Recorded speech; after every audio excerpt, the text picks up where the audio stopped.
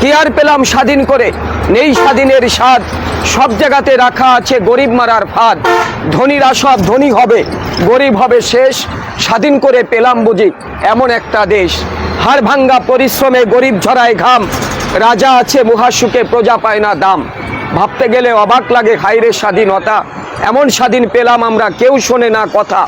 দুর্নীতি আজ এত চাঙ্গা পঙ্গু হয় দেশ, দেশের টাকা বিদেশ নিয়ে দেশ করছে শেষ। দেখছে কিন্তু সব লোকে বলছে না কেউ কথা, আমরা কি তাই চেয়েছিলাম এমন স্বাধীনতা। আসসালামু আলাইকুম ওয়া রাহমাতুল্লাহ। উপস্থিত প্রিয় সম্মানিত সুধী, ব্যস্ততম আজব শহর, নাম হলো এর ঢাকা। ভালো লাগে না নগর জীবন, নাই কোথাও ফাঁকা। আসছে মানুষ, বাড়ছে মানুষ, উঠছে পাকা বাড়ি, অসহ্য যন্ত্রণা জ্যামে আটকা গাড়ি। বৃষ্টি হলে জলাবদ্র, রৌদ্র হলে গরম, সাবধানে থাকবে নগরবাসী, কথাটা রাখবে স্মরণ।